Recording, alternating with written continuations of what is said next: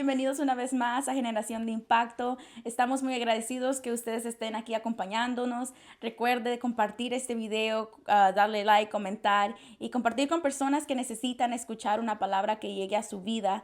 Estamos muy agradecidos con Dios por permitirnos tener este nuevo episodio y estamos muy honrados porque tenemos un nuevo visitante o guest.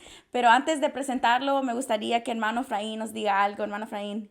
Amén, hermanos. El Señor les bendiga, Generación de Impacto y a todos los que nos escuchan.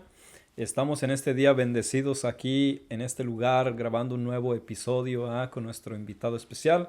Y pues es una bendición para nosotros, ¿verdad? Seguir compartiendo los testimonios de las personas que están impactando vidas. Amén. No sabemos cómo Dios obra en los corazones, cómo Dios obra en las vidas, pero Dios tiene un propósito para cada persona, entonces no sabemos a qué persona le va a impactar un testimonio. Así es que le pedimos que comparta, que haga like ahí para que llegue a más vidas el testimonio y las personas sean renovadas en Cristo Jesús. Amén. Amén, amén. Y este día es muy especial porque hemos estado esperando ya por mucho tiempo Nos ha tener a, cancelado.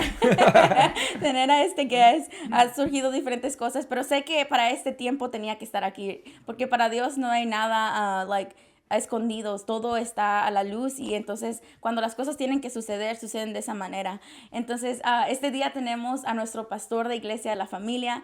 Es un honor para nosotros que esté con nosotros. Sé que hay un gran testimonio, grandes cosas que el Señor ha hecho para que a este tiempo esté donde está y esté construyendo algo en las vidas de otras personas.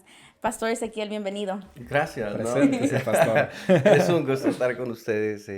Bueno, yo que les platico, yo soy el pastor de la iglesia ya por 13 años. Tenemos ya pastoreando la iglesia. Y bueno, no sé qué preguntas tengan, ¿no? No quiero empezar por otro lado, pero estoy muy contento ¿De qué, de estar. de qué país pertenece, pastor? Bueno, ¿de qué país soy? Soy de México, nací en México, en el centro del país, el estado Zacatecas, el mismo La lugar tierra donde... prometida, dice Tierra todo. prometida todo el tiempo, no sé qué ha prometido, pero igual, soy de un pueblo pequeño, de ahí nací y ahí crecí hasta los 16 años estuve en ese lugar. Amen. So, la mayoría de su vida ha sido aquí, ya en los estados, ya. Sí, nosotros vinimos para acá a los 16, casi 17 años, entonces desde los 17 años estamos acá. Amen. Pero sí, crecimos allá en Zacatecas, en la tierra de Zacatecas. En la tierra de Zacatecas. Yeah. Amen. Pastor, ¿y cómo describiría su niñez allá en Zacatecas? Um, Muy bonita. Pues es que toda la gente dice que muy bonita su niñez y yo creo que la niñez es una etapa muy bonita. Yo la disfruté muchísimo. Teníamos lo poco, lo básico podría ser para vivir, pero cuando eres niño tú nunca sabes que eres una persona de bajos recursos. Tú en realidad crees que es la mejor Amen. familia, que tienes todo. Y en realidad sí teníamos todo. Si lo puedo ver para atrás, en el área de alimentos, por ejemplo, en aquellos tiempos nosotros teníamos todo lo que fue nuestra niñez con alimentación orgánica, 100%. Desde lo que cosechábamos, todo era orgánico, todo era muy bonito, ¿no? Y eso es un privilegio, Claro, porque ahora vemos cómo la ¿Sí? alimentación está y está bien mal, pero sí. qué hermoso es eso. Entonces, Pastor, pasó parte de su vida, pequeña parte de su vida ya en Zacatecas, pero luego viene a los Estados Unidos. ¿Qué es lo que hace que usted venga de allá para acá? Bueno, lo que pasa es que es una tradición, en aquellos tiempos era una tradición, parte de la cultura de todos los jóvenes que llegaban a los 15, 16 años, la cultura indicaba que tenías que unirte al extranjero. No existía la cultura del estudio. Por ejemplo, yo terminé solamente primaria, muy buenos grados, te digo también, ¿no? Muy buenos grados. Eso dice usted. No, no de verdad, tengo pruebas. Tenía muy buenos grados, me gustaba mucho estudiar, pero mis papás no tenían la cultura del estudio. Entonces, terminando primaria, el silencio de ellos me indicó que yo no iba a continuar. Entonces, a los padres de aquellos tiempos no se les cuestionaba nada. Entonces, terminé primaria y sí tenía muchas ganas de seguir estudiando porque me gustaba mucho el estudio, el deporte, pero no se dio y continué a ser ya un adulto a los 12 años. Sí, Wow. sí. De hecho, una nota bien importante sería hablar de la niñez de un niño en Zacatecas. Te hacen que maduren muy rápido. Por ejemplo, yo no tengo historia de que mis papás me hayan comprado ropa, me hayan comprado calzado. Uno tenía que comprárselo desde 7, 8 años. Wow, bien temprano. So, ¿usted comenzó a trabajar a temprana edad, then? ¿A Sí, qué edades trabajaba? la ley indica desde que empiezas a caminar A trabajar. a trabajar. Wow. Yo ¿Qué tengo hacía? la memoria más antigua que tengo de mi persona, de mi niñez, la más antigua, la que se queda ahí recargada es como a los 4 años, 5, estar con mi papá. Él cuidaba un canal de que estaba en proceso de construcción y en la noche él cuidaba los materiales. Entonces yo me recuerdo de el último recuerdo que tienes de tu vida, ¿no? De tu inicio. Me recuerdo que él me llevó a caballo a ese lugar. Y me recuerdo todavía como si fuera ayer, cómo fuimos cabalgando como una hora de camino y llegamos al lugar donde estaba mi papá, su casita donde era el velador de esos lugares. Y era una casita de madera. Me recuerdo que ya cuando estaba oscureciendo me dio una naranja para que no tuviera yo miedo tal vez. Pero la noche era muy profunda, la oscuridad muy profunda, las estrellas muy bonitas. Y fue creo que el último recuerdo de mi vida, el último recuerdo de mi niñez, ¿no? El primeritito más bien. Ya, lo que su mente pudo captar. Sí, puedo acordarme del caballo, cómo era el caballo. Wow. Era muy pequeño para recordar. Sí, Ya, 4 años. muy buena memoria. Luego, Pastor es lector, le gusta leer mucho. Entonces, creo que también eso ejercita la memoria Sí. y definitivamente hace que recuerde estos detalles. Es que si tú no estás recordando los momentos importantes de tu vida, se mueren y desaparecen, ¿no? Yo constantemente estoy recordándome de la niñez y de ese recuerdo, ¿no? De que estuve en ese lugar con mi papá. Y siempre yo miré a mi papá como un hombre bien adulto, pero si yo me pongo a pensar, mi papá debe haber tenido algunos 30 años. Era bien chavalo, pero yo siempre miré a mi papá como un hombre muy adulto, pero ya. Amen. ¿Qué número de familia es usted, pastor? ¿Cuántos de familia? Yo soy el número 10. 10. ¿Cuántos son en total? Somos 11 en total, ya. El más pequeño de la familia. Casi. No, todavía hay otra. Penúltimo. ¿Cuánto va a tener esto? Porque yo tengo mucha plática. Usted, él. Lo que pasa es que yo soy el número 10. Y soy el número 10. Después de esto está mi hermana Victoria. Y después de mi hermana Victoria estaba María de la Luz, que murió. Pero ahí es otra historia. Ya. Otro testimonio. Es otra gran historia. Ya me quedo otra media hora platicándoles de ¿Cómo María de la es, Luz. un pequeño, para entrar un pequeña espacio ahí, cómo es crecer con muchos hermanos? En una Ahí sí, en una está. familia No, muy grande. Yo fui el número 13, él es 10. Yo estoy bien entonces. No, es muy bonito. De hecho, es muy bonito. Siempre hay mucho ruido. Siempre se duerme uno a las 12, 1 de la mañana. Todos amontonados en una cama, tal vez, como unos 3, 4. Es todo un espectáculo. En la mañana tienes que levantarte rápido. Cada quien tiene sus quehaceres. El sistema de México para los niños era muy diferente. Por ejemplo, en la mañana a mí me tocaba levantarme muy temprano. Y si no me levantaban, me levantaban. ¿Quién te levantas o te Mi mamá levantas? tenía una tradición muy hermosa, ¿no? Que ella estaba siempre haciendo sus tortillas y en un lado de donde hacían las tortillas tenían un recipiente con agua y ahí se lavaban las manos ellas y seguían trabajando, ¿no? Pero si no se levantaba alguno de nosotros, se agarraban el agua y literal así fría te la ponían en la cara. Y te la Entonces despertabas rápido, ¿no? Entonces cada quien tenía sus quehaceres, unos tenían que ir a darle de comer a los caballos, otros tenían que ya irse a trabajar porque ya eran adultos en algunos lugares y otros tenían que limpiar el patio. Por ejemplo, a mí me tocaba limpiar el patio temprano en la mañana antes de desayunar para irme a la escuela. Amen. Entonces, Amen.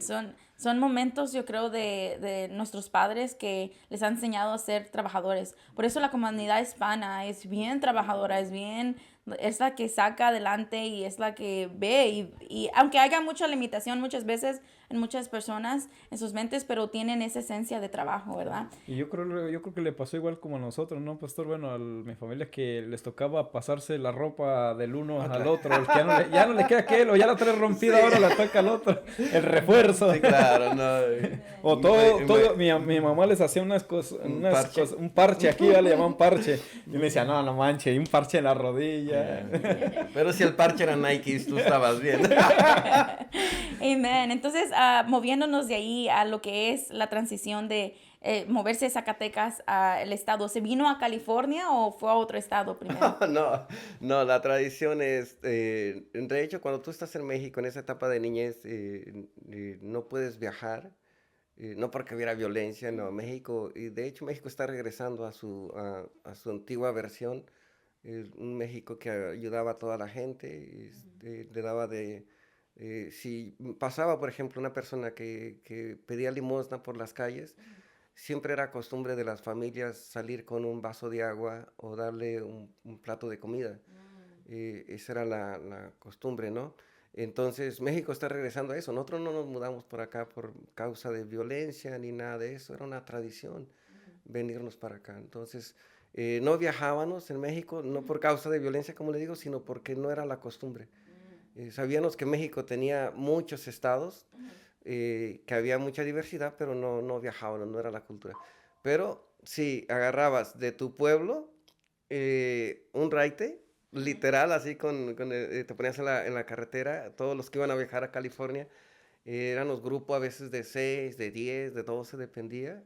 Yo venía en un grupo de 6, gente conocida, definitivamente. Y nos paraban no solamente en la carretera, pedíamos un raite de Felipe Ángeles, de la colonia con otros, a la estación de camiones en Río Grande. Después de Río Grande viajabas, no sé, creo que son 12 horas a la frontera de... En ocasión llegamos a Ciudad Juárez, teníamos que llegar ahí por uno que venía. Llegamos a Ciudad Juárez y de Ciudad Juárez hasta Tijuana. Entonces son bastante... Una transición de horas. Es bien tedioso porque todo era en camión. No había o no sabíamos que se podía viajar en avión, lo cual podías ponerte en media hora en Tijuana, ¿no? Pero bueno, esa era como la travesía. Y de ahí a Tijuana y a Tijuana a cruzar y venirte para acá. Entonces llegó a California. Yeah. Su estado que usted llegó fue a California. ¿Y cómo es ese cambio de lugar, de ambiente? Terrible. Terrible, no hay otra palabra para describirlo. Terrible no porque estás llegando a un lugar peor. Terrible porque estás moviéndote literalmente te están arrancando, y eso no lo sabe uno. Te están arrancando de donde tú vivías bien. Te están arrancando donde tú ya tenías una cultura. Las tardes nos íbamos todos los jóvenes a jugar básquetbol o fútbol. Después de ahí nos íbamos a jugar futbolito. O andábamos caminando en las calles, a las 11 de la noche nos íbamos a casa. Era algo muy bonito, ¿no? Y llegas a un país donde no existe nada de eso. Yeah. Bueno, 30 años atrás, que yo tengo acá ya 30 años, hace 30 años muy poca gente hablaba español. Todo el mundo habla español, ¿no? Íbamos a jugar fútbol y los únicos que hablábamos español eran los que jugábamos fútbol. La gente que estaba alrededor no hablaba español. Y en esa adolescencia, pastor, ¿usted desató síntomas de una rebeldía o cómo fueron sus... Pues sí, fui un joven normal. Un joven normal, un adolescente normal. Algo. ¿Qué es eso? No, sí, claro, no. Nosotros, pues la cultura, ¿no? La cultura, dime con quién andas y te diré con quién eres, ¿no? Es un dicho popular. Y la adolescencia, yo tenía mis amigos en México y desde que estás pequeñito te empiezan a ayudar a que te hagas de algunos vicios, ¿no? Por ejemplo, el cigarrillo lo hacían de hecho, los hermanos de un camarada que conozco que está a mi lado izquierdo son los que me enseñaron a fumar. Yo tenía los hermanos... ¿Mala influencia? Los hermanos de hermano Efraín eran muy amigos míos. Uno de ellos, en paz descanse, Sotero, que era su hermano un poquito más mayor que usted, bastante mayor. Yo convivía mucho con él, nos íbamos junto a la escuela, porque casi somos vecinos. Y una vez cortamos clase, no vayan a hacerlo ustedes. Nosotros cortamos clase en en el área de primaria, ¿no? En las 11, 12, ¿no? Y cortamos clase y en vez de ir a a la escuela, ganamos al monte. Yeesh. Y por ahí estábamos fumando cigarrillos. Tuvimos que terminarnos la caja. Ay, santo. Entonces Sí. diría que, entonces en esa transición de como teenager, como joven, agarró vicios. Claro, ¿no? Pues es que es muy frágil. En el tiempo de rebeldía eres muy frágil, muy frágil. Y yo agarré lo que era un poco el cigarrillo. El cigarrillo solamente era un poquito mm, para andar a la moda. ¿A qué le podemos atribuir que agarró la rebeldía? A la naturaleza de la La vida. naturaleza. Sí, no, la Ya naturaleza. queriendo ser O sea, un joven, en mi algo ya. óptica, un adolescente que no es rebelde no es normal. No es normal. Ya, un adolescente, por su naturaleza, le indica que tiene que tener unos matices de rebeldía. Ahora, la rebeldía no necesariamente que te lleve Yeah. Hay diferentes áreas. sí, a pecado, a cosas así. Pero la rebeldía está en todos. Tú ves los animales tienen su adolescencia y los ves brincando, los ves corriendo, los ves haciendo muchas cosas porque están en una etapa de desarrollo. El adolescente, nosotros teníamos esa rebeldía, nos íbamos caminando hasta otros pueblos, Sí, hacíamos sí, me muchas acuerdo de cosas eso. en la rebeldía, nos íbamos al monte, hacíamos muchas cosas. Pero la área de pecado, la área de vicios que dicen ustedes, pues eso es parte de de la adolescencia en aquellos tiempos. Entonces fumaban, pues, pásame uno a mí también. No sabía uno ni fumar, pero estabas ahí fumando, ¿no? Para ser parte, ser aceptado. Después de eso empezás a tomar cerveza. Nunca fui de tequilas o cosas de esas. La cultura de nosotros indicaba cerveza y era lo que empezaba uno a tomar, la cerveza. Drogas no había, ¿eh? No Drogas. existía. Bueno, sí había la marihuana, ¿no? Pero nada más había una persona que era marihuana en el pueblo. O sea, pero en el pueblo la droga casi no existía. Pero sí también probé la marihuana. Sí he probado algunas cosillas, ¿no? Ay, amen. Pero, estando aquí ya en California, dice, fue terrible la transición de allá para acá, el idioma, la cultura y todo esto. Entonces, ¿cómo eso afectó su persona? ¿Cómo esa transición afectó, qué hizo en usted? ¿Qué creó en usted? Bueno, y si en la adolescencia te pierdes, ¿no? En la adolescencia eres el explorador más loco, ¿no? Si en parte de la rebeldía eres, si lo puedes decir otra palabra similar a la rebeldía, es que eres un explorador. El adolescente por naturaleza es un explorador que está buscando su verdadera identidad. Eh, y si no hay, ese adolescente no está rodeado de la gente adecuada, pues termina perdido. Yo terminé perdido, ¿no? Entonces, llego acá y pues ¿con quién me junto? Con los amigos. Muchos de ellos ya me estaban esperando acá. Me empezaron a ofrecer drogas, ahora sí, drogas fuertes, drogas que no eran un juego para nada. eh, y me las ofrecieron, me enseñaron cómo hacer la droga, me enseñaron todo eso, ¿no? Y yo para ser parte de la onda, ¿no? Porque lo que buscas en la adolescencia es Pertenecer a algo. pertenecer, o sea, porque no tienes identidad. Nadie te ha mostrado una identidad, estás perdido, sigues siendo un explorador.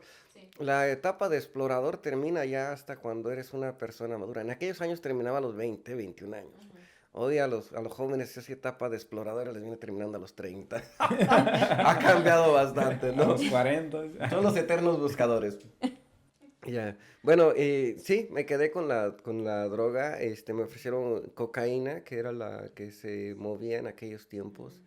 Y era fácil de conseguirla también. Mucha gente la hacía. Y ya, me fui ¿Cómo, metiendo. cómo creó una adicción con esta droga usted? ¿Y a qué lo llevó?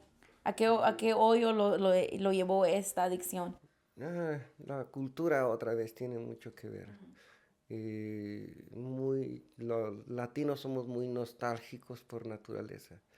Y el tipo de música que uno usa es muy nostálgica. Y en aquellos años se acostumbraba a regresarse a México cada diciembre. Y todo en aquellos años, no sé ahorita las nuevas generaciones de gente que inmigra para acá, pero en aquellos años toda la plática que tenía uno como inmigrante era México. Voy a regresar a México, quiero regresar a hacer mi casa en México. Era la costumbre de pensar en aquellos años, ¿no?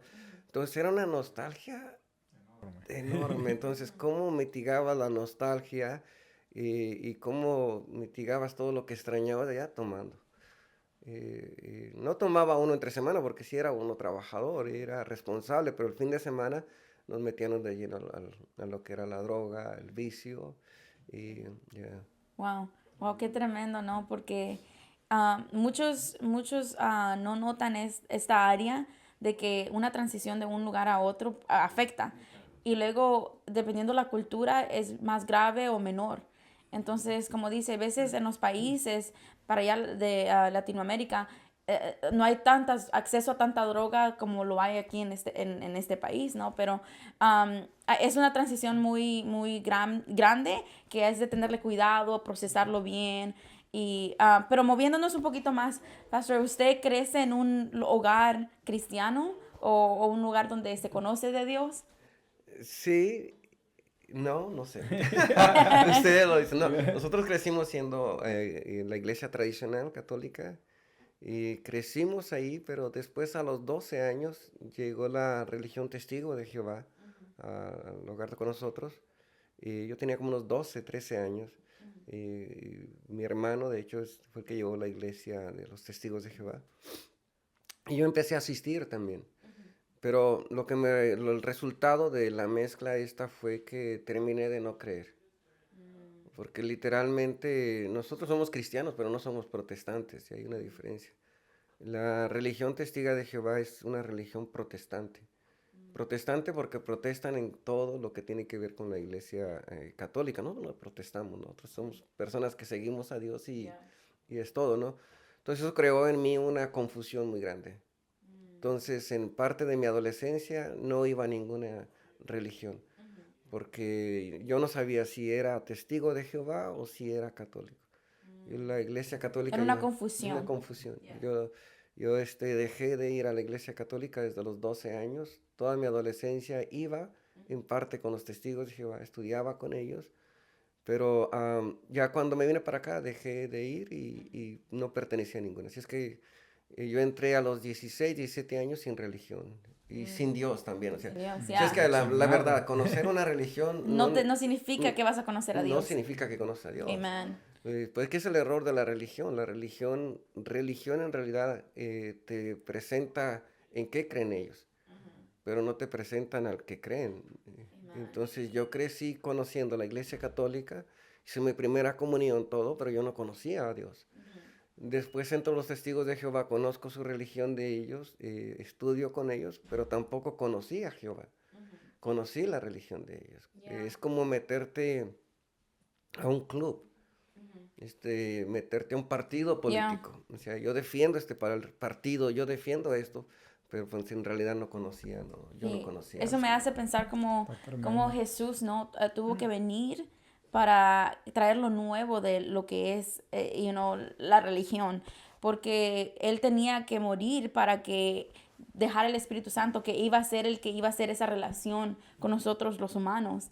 Y, o sea, no amolando la ley, sino poniendo algo mejor lo abraza para que no solo sea religión, sino esa relación para conocer a Dios, ¿no? Pero entonces, Pastor, Espérenme.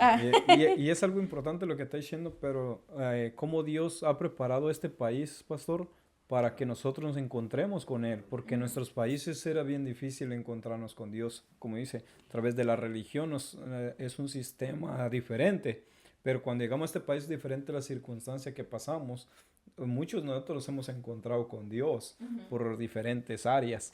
Entonces creo que Dios ha preparado este país Amen. para que el pueblo latino se encuentre con ese Dios. Yo creo que ya es bien bendecido este lugar porque en nuestros países vemos, como yo crecí pequeña, no, en El Salvador, y se ve lo sobrenatural, pero yo siento que aquí como que se ve más, como que hay más, como se te implica más una relación.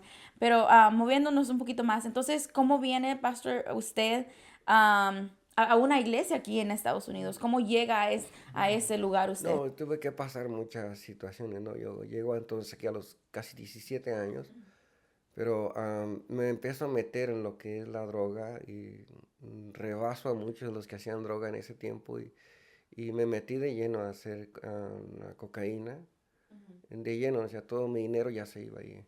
En aquellos tiempos ganaba $300 por semana, que ya era bastante, pero los 300 se iban ahí en la droga y me empiezo a meter en eso de lleno, tan fuerte que ya entre semana también estaba haciendo la cocaína en el Si ya era un trabajo. día, diario a diario, Casi diario. una adicción. Sí. Y lo que pasa con la cocaína, y es muy importante decirlo, es que la cocaína no es igual que las drogas de estos tiempos. La cocaína te daba cierto placer, o sea, te sentías bien, era un pecado que te hacía sentir bien. No tenía muchos efectos secundarios. eh, bueno, ya después sí hubo, porque el cerebro ya no se drogaba con la cocaína y llegó el tiempo ya a los 20, 21 años, creo que sería los 21 años, donde la cocaína ya no me hacía efecto. Decimos en el barrio, me daba para atrás. ¿Qué significa eso? Que antes te tomabas 3 cervezas y una línea de cocaína y te levantaba el avión. Estoy hablando estilo barrio, ¿no? Estilo barrio. I'm like, Eh, okay. Ahorita les hablo como pastor. Te levantaba el avión, literal, 3 cervezas, una línea y te levantaba el avión. Otras 3 cervezas, otra línea y podías estar así y amaneciendo 2 o 3 días sin dormir. Sin dormir. Y era cuando la droga te hacía buen efecto, ¿no? Pero llega el momento en que el cerebro ya no. Se acostumbró Se tanto vuelve resistente. se vuelve resistente, ¿no? Entonces, ahora tomaba 3 cervezas, una línea y me tumbaba. O sea, A dormir. sí, lo que le llamamos en el barrio me daba para atrás. Entonces, ¿qué pasaba ahí? Pues, me recuerdo, ¿no? Para entrar al año 96, para recibir el 96, no nacían muchos de ustedes, ya había nacido. Para recibir el 96, esa noche yo empecé a hacer droga desde temprano para recibir el año y resulta que la cocaína no me hacía, ¿no? Entonces mejor paré de hacerla ese día y llegaron mis amigos como a las 6, hey, ¿dónde vas a recibir el año? Le digo, no sé, le digo, yo en ese tiempo vivía en un sótano, literal, no lo teníamos acondicionado para dormir, era como una habitación. Y le digo, yo creo que me voy a quedar aquí. Y todos llegaban, hey, ¿a dónde vas a ir? Porque había muchos camaradas, ¿no? Las fiestas que se hacían eran entre 40, 50 personas, todo haciendo droga para recibir el año, ¿no? Y les dije, no, no voy a ningún lugar, le digo, y me dice uno de mis amigos, entonces, ¿por qué no vas a ir? Le digo, te voy a decir la verdad, le digo, la droga no me está haciendo efecto, le digo, y va a estar ahí aburrido, le digo. Entonces me dice, no, yo traigo otra mejor, ¿no? Y saca una droga que le conocíamos en aquel tiempo como cranca. La cranca era desperdicios de la cocaína. Era muy barata, pero era bien letal. Me dicen que ahora es parecido al cristal, no lo sé. Cristal no lo conocí, no fue de mi generación. Y me dan una línea, ¿no? Y la línea era de cierto tamaño y de cocaína y yo hice la línea de cranca del mismo tamaño. Y como yo sabía por qué nariz tenía que hacerla para ponerme rápido el avión para arriba, pues quise hacerlo de la misma manera con la cranca, hice la línea del mismo tamaño de la cocaína y el resultado fue fatal. Sí me dio en el cerebro, pero me dejó arriba. O sea, en el barrio decimos que me dejó arriba cuando tu cerebro literalmente se queda como congelado. Colapsó. Sí, entonces, cuando quedé así, quedé con mi vista perdida. Y mi amigo me dice, ¿qué te pasa? Le digo, oh, nada, le digo, necesito que se me baje el avión, le digo, pero que me controle, ¿no? Para que me entiendan el lenguaje. y ya me dice, ok, entonces regreso al rato. Y le digo, está bien, no, pero yo me quedé en esa situación toda la noche, ¿no? Y eso estaba aquí usted en el sótano que está hablando. Estoy en el sótano. Ahí estaba, solo.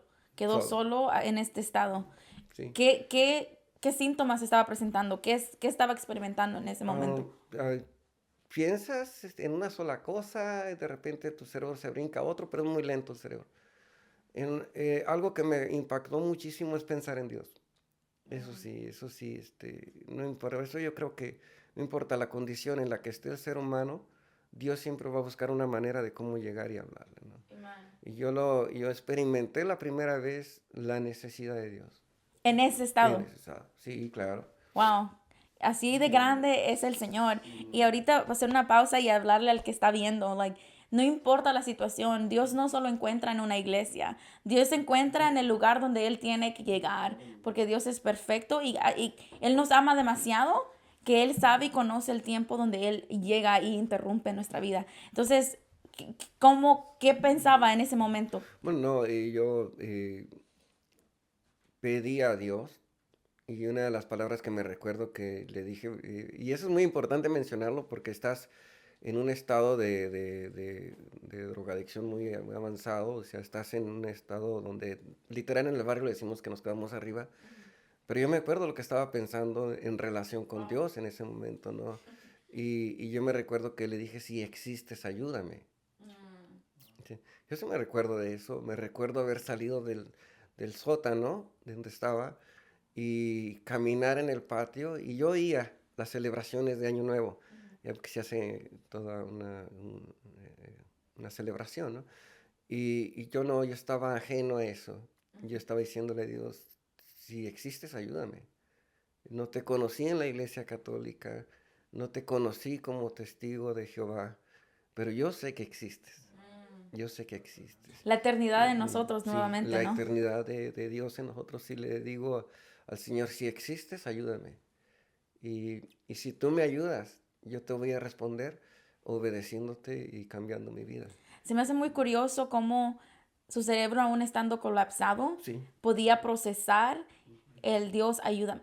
Tenía su cognitive, como estaba conectado, hablándole, diciéndole, o sea, yo estoy pasando esto, mi necesidad es esta, aún cuando su cerebro estaba en colapsión, y recordarse de eso. Sí, no, acuérdense que también el hombre es tripartito, ¿no? Tenemos un alma, tenemos un espíritu, tenemos un cuerpo, pero el espíritu, él sigue en conexión con Dios. O sea, no importa cómo esté tu condición de tu cuerpo, él sigue en conexión con Dios. Y yo creo que eso fue lo que me ayudó a orar correctamente a Dios, porque yo no conocía a Dios, no lo conocía para nada, ¿no? No lo experimenté ese día, no, para nada, o sea, pero sí ahí fue algo que se me quedó bien grabado. Fue un momento de Nació una necesidad. una necesidad, ya, un nacimiento. fondo. Amen. Toqué fondo, ¿no? Entonces, si hay un momento que cambió mi vida, que giró mi vida, fue ese, ¿no? Es el minuto, el momento que cambió mi vida. ¿Usted sentía que se iba a morir, pastor, en ese estado? Sí, sí. No solamente sentí que me iba a morir, sino que sentía yo que si no me moría en ese rato, algo me iba a pasar. Y yo estaba perdido. O sea, yo estaba haciendo drogas no por gusto. O sea, al principio lo hacía por gusto, para estar a la onda, para estar con los camaradas. Pero después ya no era un juego. Nada, después la droga muestra su peor cara y es muerte.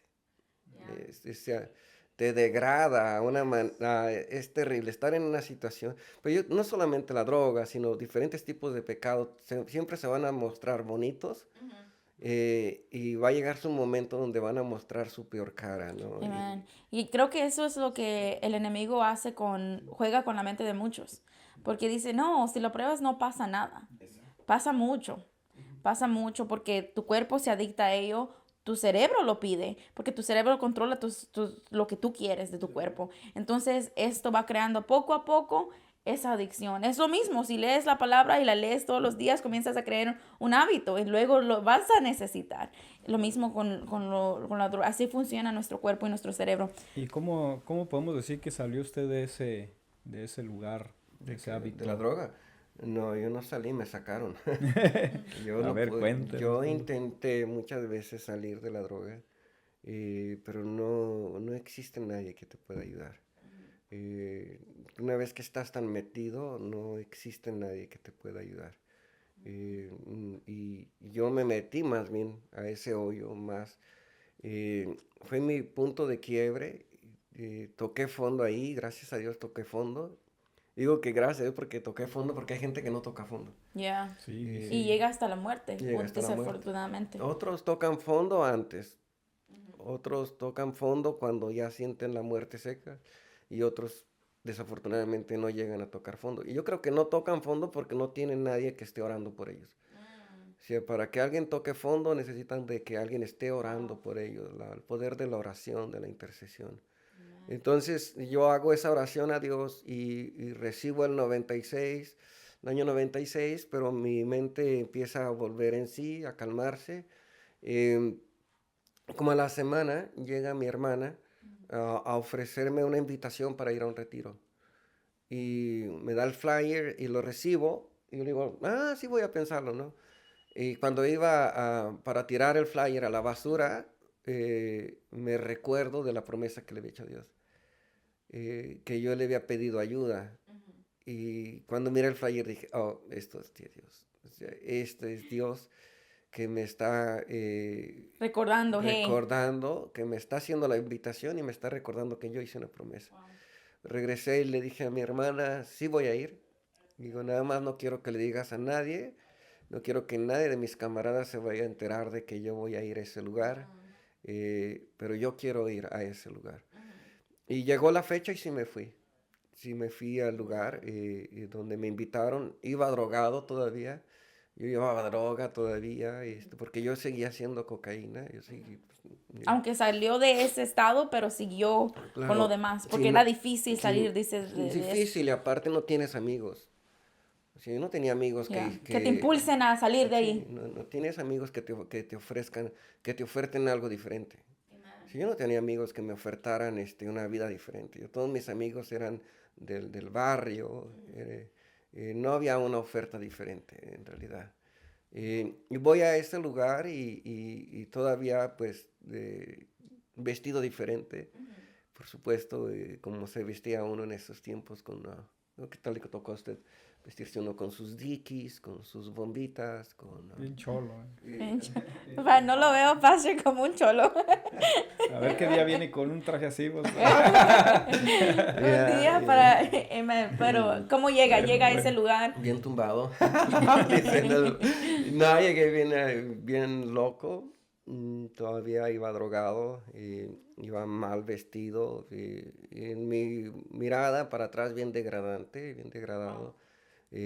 Sí aparentaba algo, pero por dentro estaba muerto, sin sentido. Y yo les digo en las prédicas, cuando toco ese tema, de que me recuerdo el predicador, ¿no? Me recuerdo el grupo que me tocó a mí, porque había grupos, como ahora decimos células, había grupos. Me tocó en el grupo de Lucas, San Lucas le decían, el grupo de conmigo, ¿no? Y me recuerdo parte de mis compañeros todavía. No sé por qué me recuerdo tantas cosas. Buena memoria. Sí, buena memoria, me recuerdo de todas esas cosas, ¿no? Detalles, no sé, yo me recuerdo muchos detalles. Me recuerdo de quién era el líder del señor Cedillo, era el líder de mi grupo. Y me recuerdo de la prédica, ¿no? Eso pues jamás se me va a olvidar, espero que jamás, ¿no? Porque Lino, que era el predicador en turno, le estaba predicando el ideal. Y ese tema a mí me voló el cerebro. Decía, el Señor hablándome, tú has estado perdido porque en realidad tú no has tenido un ideal en tu vida. Y de ahí empecé yo a recibir fuerte el mensaje de parte de Dios. Porque ese punto, Pastor, ¿no sentía usted tenía un propósito en la vida? ¿Qué va? ¿Qué va a hacer usted? Eres una bala perdida. eres una bala perdida, eres una flecha sin destino. Se dirige hacia donde va toda la gente. Entonces esa prédica vino a mover lo que no había en usted, la necesidad que usted buscaba, lo que usted necesitaba para su vida. Pero fue Dios hablando, revelando su palabra, el verbo, a su vida. Él predicó acerca del ideal, del valor que tenemos en el Señor, y fue algo bien impactante porque Lino decía acerca de que Dios había creado los minerales, el oro, las piedras preciosas, los diamantes. Dice, pero con todo y eso, las piedras y los diamantes no son su obra maestra. Después decía, el Señor creó las plantas, y muy hermosas las flores y todo, pero con toda su belleza no son su obra maestra. Creó los animales, y aunque tienen movimiento propio, y aunque son hermosos, no son su obra maestra. Y yo estaba, mi cerebro A ver, estaba... ¿cuál Captando, ¿Cuál es la obra? recibiendo. Claro, ¿no? Su Entonces, espíritu comiendo de ella. claro, entonces cuando él, cuando Lino dice, la obra maestra eres tú. Tú eres la pieza importante. Tú eres lo más valioso para Dios. Cuando dijo esas palabras, yo volteaba a mis lados y digo, oh, man, ¿a quién le estará diciendo este cuate, no? Porque nuevamente yo no estaba vestido así, era una condición terrible, no una condición sucia, ni de bar, ni de Yeah. Solo que no mendigo. vestido No, en attire de iglesia. Exacto, estaba a la moda de esos tiempos, ¿no? Tengo aquí perforado el oído de Drake. Traía arete. Ya, era la onda Era de la esos onda, tiempos. la moda. Todavía ahora. Todavía, ok, bueno. Y así estaba yo con mi arete ahí, ¿no? Traía una cadena de este tamaño de aquí colgada. Ay, Sí, santo ya, Dios. y- Nos tiene que mostrar fotos si tienen por ahí. sí tengo, ya, pero no son nada Agradable. No, las veo. No que me avergüence, digo, es que la moda de aquellos tiempos de verdad no era la mejor, ¿no? Había cholos que Luego se seguro vestían trae bien. su colita. También. Ya. No era la moda, ¿no? Había gente que se vestía muy bien con sus Van Davis y sus bien la línea todo el tiempo. Ya. Bien planchado. Entonces decía, ¿a quién le están dando esta ¿A palabra? quién le están dando el mensaje, no? Porque yo me miraba a mi condición y dije, no, no puede ser a mí. Mira cómo estoy, mira cómo ando, y no es para mí eso. Pero el Señor siguió hablándome. Él terminó con una canción de secular, Hombre que te dices hombre. Es una canción muy, muy fuerte. Hombre que te dices hombre. Y empezó a hablar fuerte a todos los que estaban, porque eran como un retiro para puros hombres. Oh, me empezó a quebrar eso, ¿no? Pero después hicieron un llamado a un santuario especial, y iban por grupos. Y yo nada más miraba que cuando iban los grupos regresaban diferentes. Y yo dije, algo está pasando allá. ¿Qué era lo diferente que miraba? Su rostro. Su rostro. Sí, regresaban con la sonrisa. Y algo está pasando, ¿dónde van? Entonces después dijeron el grupo de la decuria, así se le llamaba, la decuria de San Lucas puede pasar. Y ahí iba yo. Y dije, bueno, va a pasar, igual, ¿qué está pasando?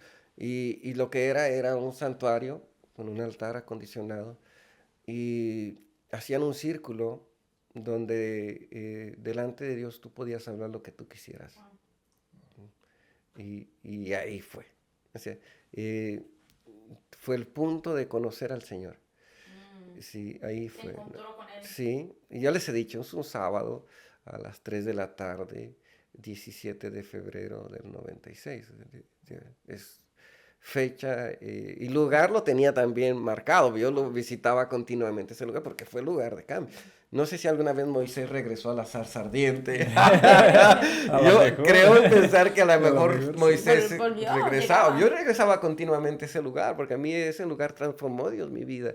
Hoy han construido unas casas ahí, pero yo puedo saber en qué casa estaba el santuario todavía. Cuando se encuentra, ¿qué sucede?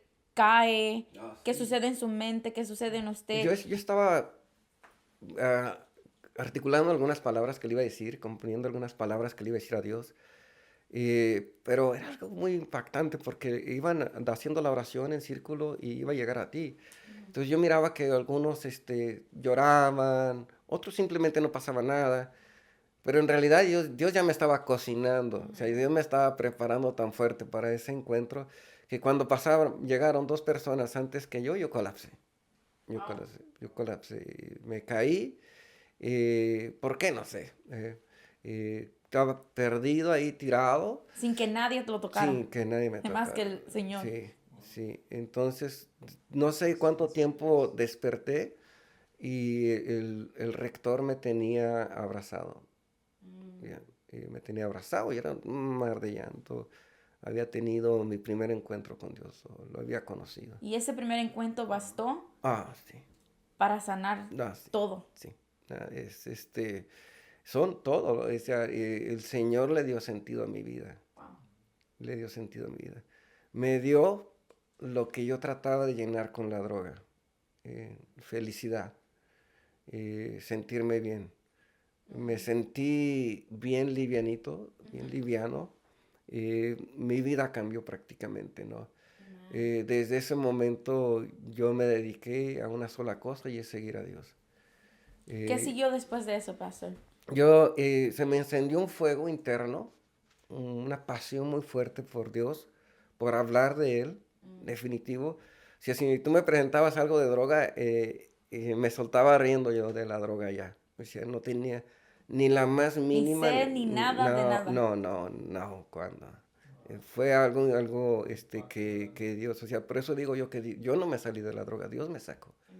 Dios me sacó, ¿no? Yo no hice esfuerzo, fue su gracia la que me liberó de la droga. Entonces, me saca de ahí y sentía yo un fuego dentro de mí bien fuerte de hablar del Señor. Entonces piden quién quiere dar testimonio en ese lugar. Y yo, en mi impulso, les dije, yo quiero hablar de lo que Dios ha hecho en mi vida. Pero yo sentí ese fuego me hizo que yo pidiera la palabra. Cuando me llegó el turno y pasé al micrófono, no pude decir nada. Fui puro estar llorando delante de la gente, pero no era otra cosa de la gran pasión, la presencia del Señor que estaba sobre mí. De ahí, el febrero 17 del 96 fue un antes y un después en mi vida, completamente. Me dediqué a seguir al Señor. Evangelizaba, Sí, claro. comenzó a servir en la iglesia. ¿Qué área Claro. servía en la iglesia? Fui líder de jóvenes por muchos años. Debemos tener un grupo de jóvenes. Una vez juntaban hasta 100 jóvenes en las reuniones. Muchos sureños, muchos norteños, pero los lográbamos juntar a todos. ¿Cómo hacían para captivar? Tremendo. ¿Con el testimonio captivaban a estas personas? Hacíamos una gran fiesta todos los viernes, una prédica, una gran fiesta, un gran convivio. Pero estaba la gracia de Dios sobre todo, porque para que puedas unir, en aquellos tiempos, no sé hoy en día, para que pudieras unir a norteños y sureños en el mismo lugar, era la gracia de Dios. Sí, la gracia de Dios y afuera la policía. La policía. Porque la ciudad siempre nos estuvo apoyando con patrullas, porque sí, afuera siempre se armaban pleitos muy grandes. Que en el tiempo había las bandas, ¿verdad? Sí, de muerte, ¿no? Era de muerte. Había muchos carros con vidrios quebrados y todo.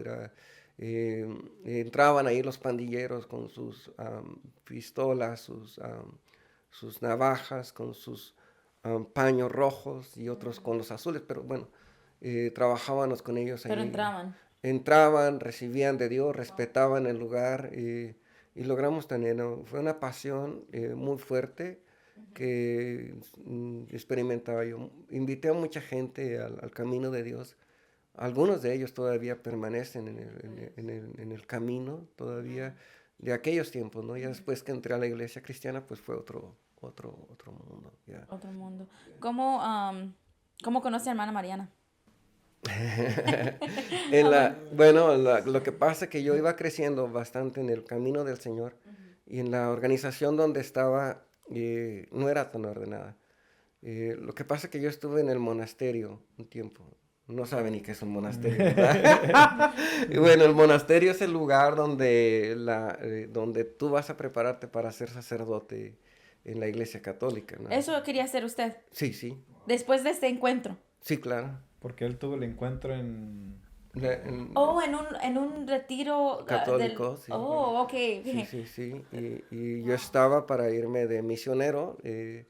No fui aceptado porque era muy temprano mi conversión. Pero yo estuve con los misioneros unos 4 o 5 años. Wow.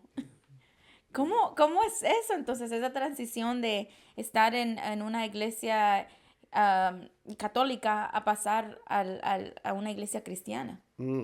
Lo que pasa es que en el monasterio, la organización, la rama de la iglesia católica era muy fuerte para seguir a Dios. Era muy disciplinada. Entonces me ayudó mucho. Pero podías estar ahí si tenías el llamado a sacerdote. Si tú tenías la vocación de matrimonio, tenías que salirte de ahí. Entonces yo a los 3, 4 años descubrí que mi vocación era el matrimonio y tuve que abandonar el lugar. Al abandonar el lugar llego a la iglesia tradicional, a las misas, a todo esto que se hace, y ahí no había, en aquellos años, pues no había buenas candidatas para lo que yo estaba buscando. Yo quería seguir a Dios. O sea, es que Dios lo encontró y Dios sabía el propósito de vida que había en usted, que era ser un pastor. Servirle.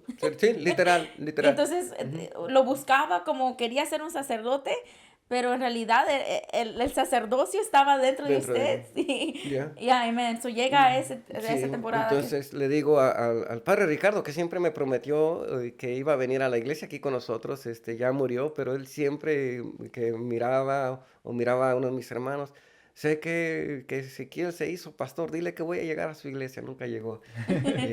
Pero él era el sacerdote, el pastor de la iglesia católica en ese tiempo, y yo bajé a la iglesia católica regular los domingos y los sábados, y yo miraba a todas las jóvenes, les gustaba mucho todo lo que era estar con Dios, pero estar con las fiestas y todo eso, ¿no? Y yo estaba buscando algo serio, yo sentía el llamado para algo muy serio, ¿no?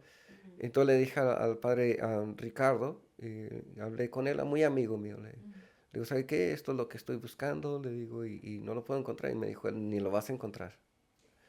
Dice, allá estabas bien porque estabas buscando tu vocación sacerdotal de misionero. Dice, pero aquí en lo regular, en la misa, en lo regular, no vas a encontrar esto. Entonces le digo, ¿qué me propone hacer? Y él fue el que me trajo a mí la propuesta. Dice, tienes que moverte a una iglesia cristiana.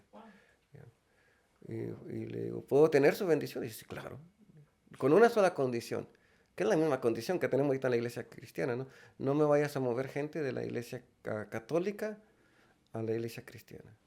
Es la única condición. Dice, tú y yo seguimos siendo amigos, pero nomás no vayas a hacer eso, porque sé que tienes mucha influencia con Con las personas alrededor. Sí, los jóvenes, no hombre, teníamos Lo seguían. muchísima juventud. Lo que mínimo 100 personas juntábamos en las reuniones de los jóvenes. Frecuentemente estábamos en los retiros. Era así, una energía tremenda que se movía con la juventud, siempre que tiene mucha pasión. Y llego me habían dado una invitación a una iglesia cristiana, una joven. Y nos había dado una invitación a una bola de locos. Y por alguna razón yo grabé la dirección. Wow. El cerebro mío graba cosas extrañas. Detalles. Detalles, ¿no? Entonces, una vez andábamos dando la vuelta, nosotros le decimos en el barrio, andábamos cruising, ¿no?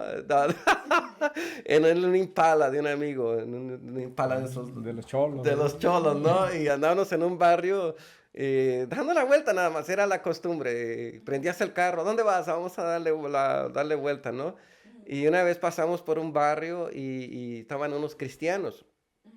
Entonces nos miraron, no tuvieron miedo de llegar al acercarse al Impala, no tuvieron miedo, se me hizo bien raro. ¿Por qué no tienen miedo de esto si somos maleantes? Malos, Y no, se arrimaron y nos dieron los flyers, las invitaciones. Y dice, y estamos en esta dirección. Y yo me grabé la dirección. Y dije, órale, le digo, no está bien, ya se fueron. Y cuando hablé con el padre Ricardo y me dice, ¿puedes irte a una iglesia cristiana? Y, "Wow, ¿a dónde?" Y vino esa dirección. Vino de dirección. Y yo llegué solo ahí. Yo llegué solo y de hecho llegué y le dije a Lugier, ¿tú crees que pueda entrar yo ahí? Y claro que sí.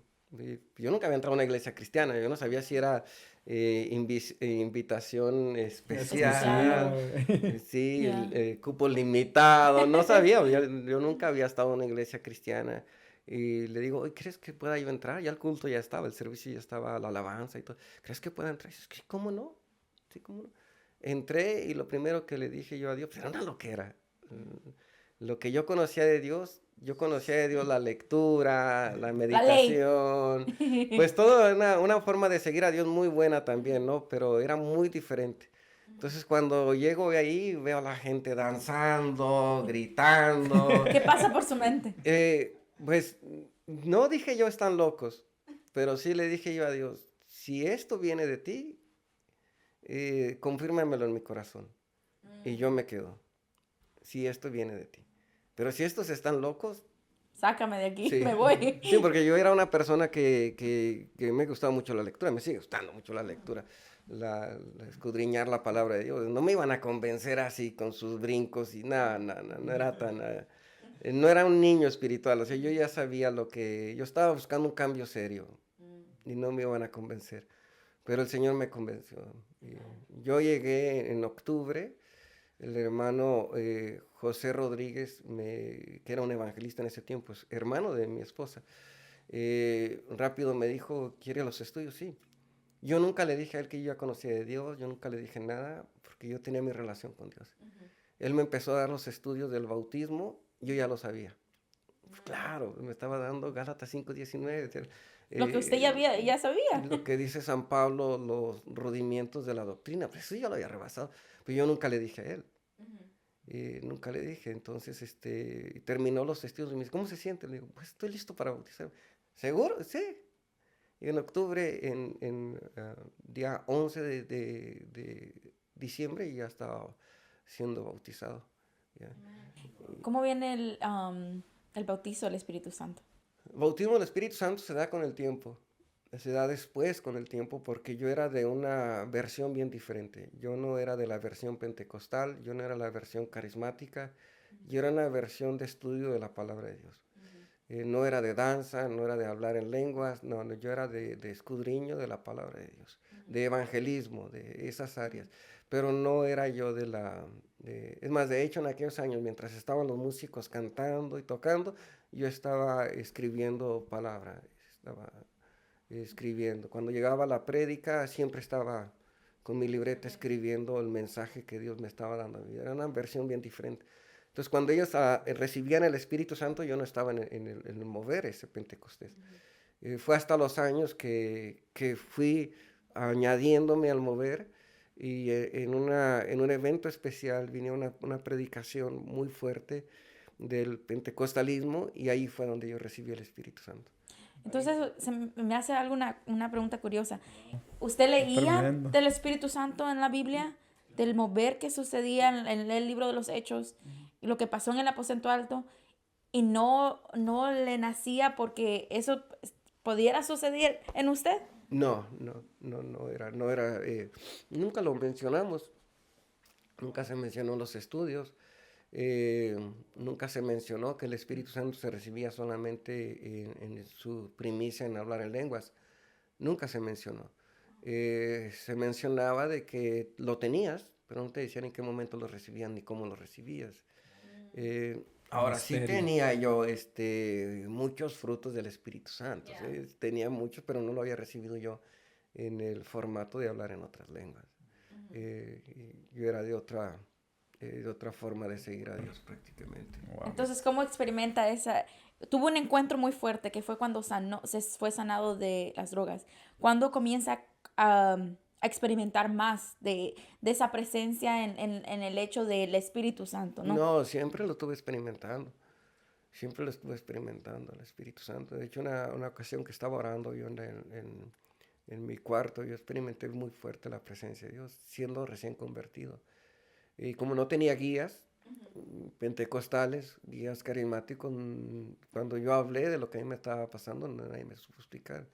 Y yo lo que yo estaba teniendo era una relación bien fuerte con el Espíritu Santo, pero nadie me decía que era el Espíritu Santo. No me dijeron, no, man, ten cuidado, al contrario, me dijeron, ten cuidado.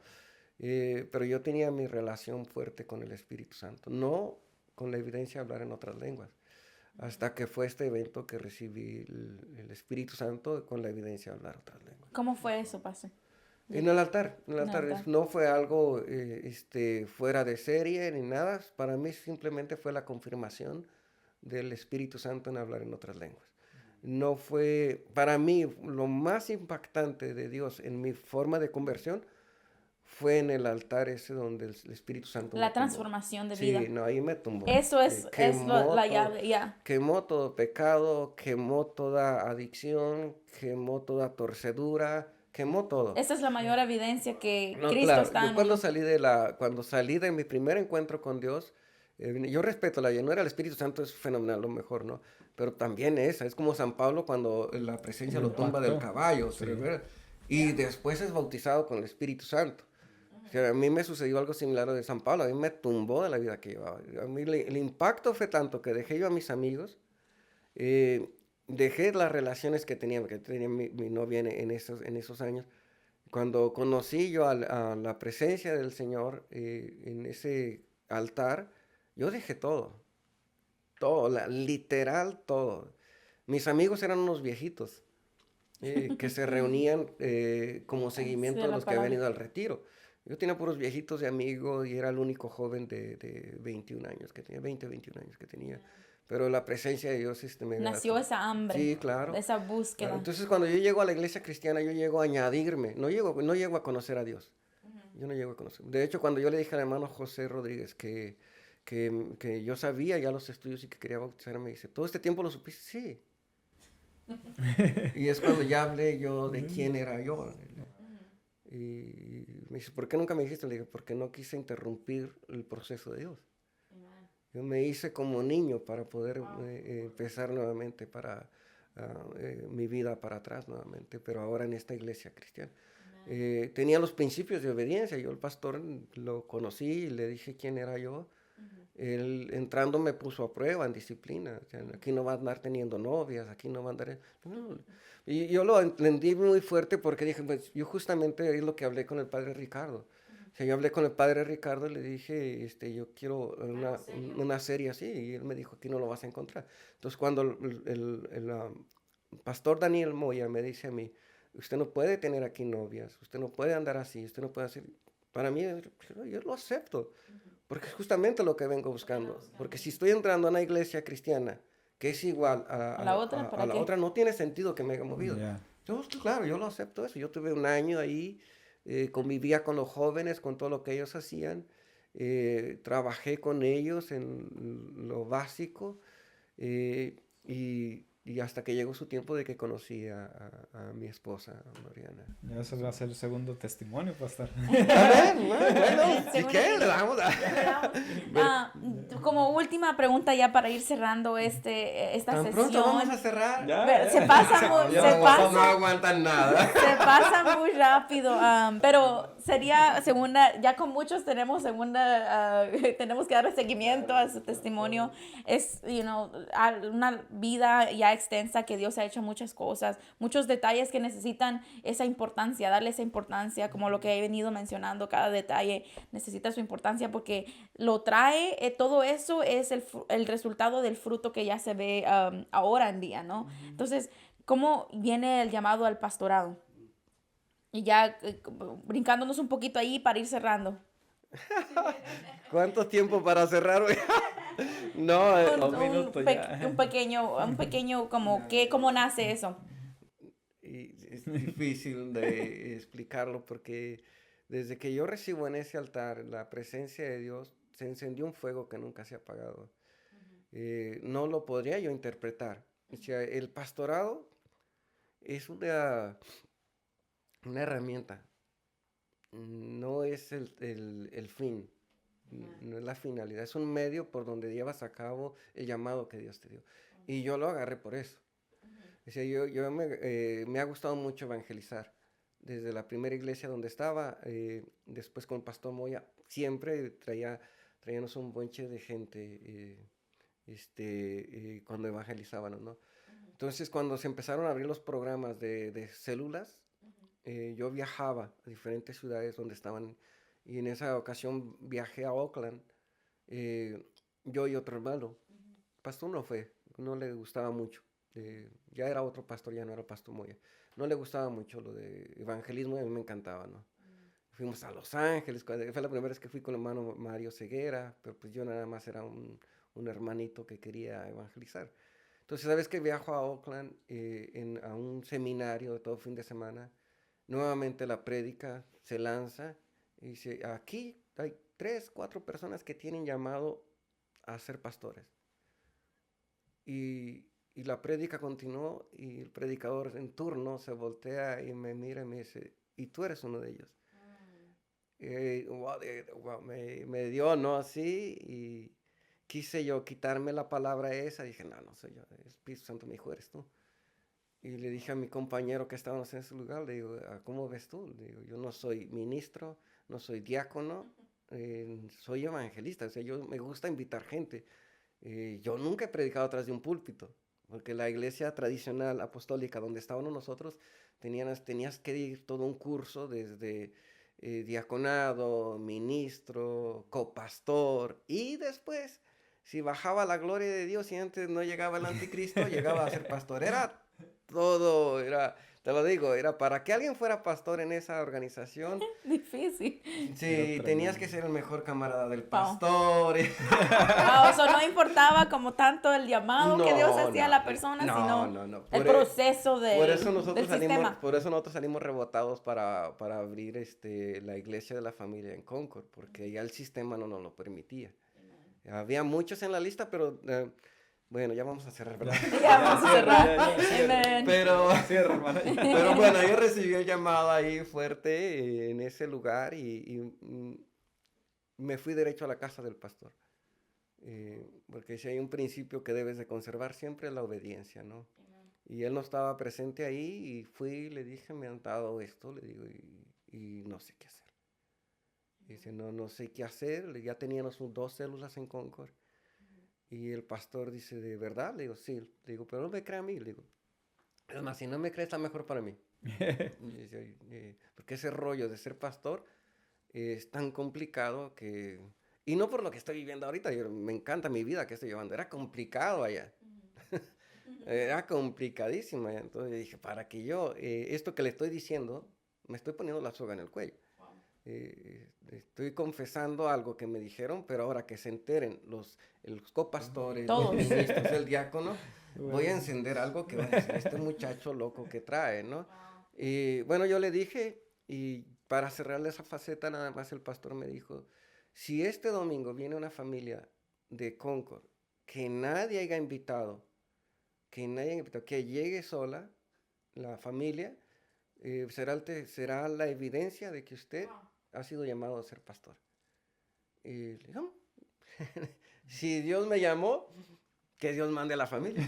Y si no llega la familia, Me quito la soga. me quito la soga de ahí, ¿no? Y que resulta que yo estaba de ujier. Era mi máximo Servicio.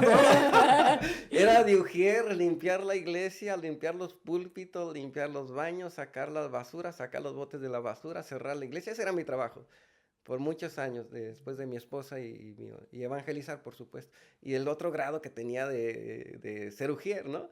Entonces, cuando estoy de ujier, estoy ahí sentando gente y esto, y mi compañero recogió las notas. En aquellos tiempos se le daba la bienvenida a la gente que venía desde el púlpito.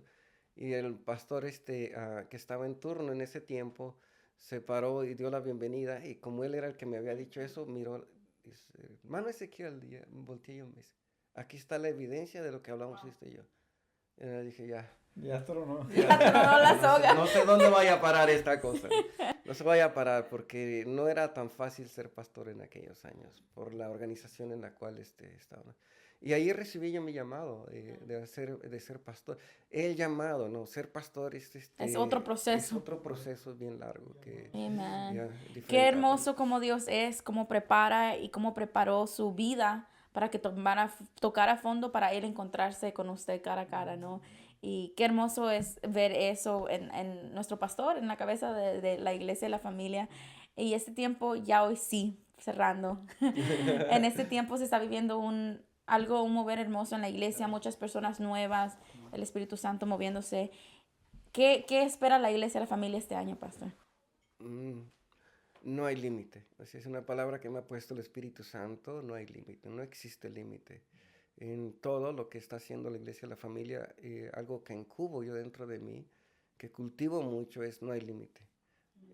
Creerle a Dios es creerle a Él. O sea, si nosotros pudimos en aquellos tiempos, en el área de jóvenes, por ejemplo, lograr juntar 100 jóvenes y juntar norteños y sureños en el mismo lugar, en los tiempos de violencia, de muerte, o sea, que literalmente se mataban entre ellos.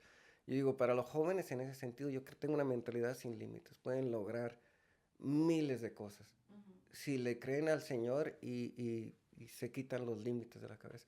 En el área de la iglesia es como un águila que va levantando vuelo y no tiene límite. O sea, no puedo decir yo, este es el plan para el propósito para esto. No, es un águila que va levantando, nadie la va a parar. Nadie la va a parar. Y el que le está levantando vuelo es el Espíritu Santo. Si es que no podría decir, es la línea, no lo puedo decir, porque sería limitar a Dios. No lo puedo yo limitar. Está mostrándonos tantas cosas en estos años, en estos tiempos, que una de las más grandes que yo concibo ahorita es no pongas límites. Yo no quiero ser piedra de tropiezo para el Espíritu Santo. Diciendo este número o diciendo esto, no. Y si tengo que dar un límite, un número tiene que ser bien desafiante, que humanamente se conciba como inalcanzable. Pero en lo inalcanzable apenas estamos tocando lo de Dios. Así es que, bueno, esa es mi creencia, esa es mi forma de pensar. No existe límites. Y levanten las alas, va a la iglesia levantándose, no le pongan límites. Todo es posible, dice la palabra de Dios. Todo es posible. Y el Espíritu Santo es el autor de lo que se está llevando a cabo. Definitivo, no. Amén. Amén, Pastor. Fue una bendición tenerlo aquí. Vamos a tenerlo otras veces. Yeah. Hay mucho más que hablar, pero bendecimos su vida y su familia, sus hijos, la iglesia, la familia, hermosa iglesia que el Señor está preparando para algo mayor.